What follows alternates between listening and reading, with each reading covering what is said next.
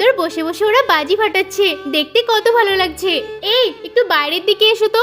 কি হয়েছে তোমার? দেখো না কি সুন্দর বাজি ফোটাচ্ছে, তুমিও একটু ফোটাবে? আমাকে বলছো?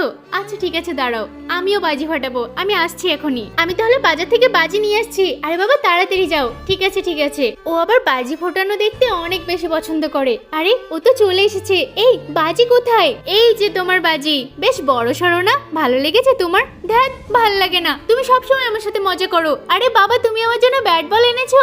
এই বাবু তুই কি ব্যাট বল খেলবি? হ্যাঁ বাবা খেলবো। এই তুমি আবার কোথায় যাচ্ছ? কেন, কি করবো এখন?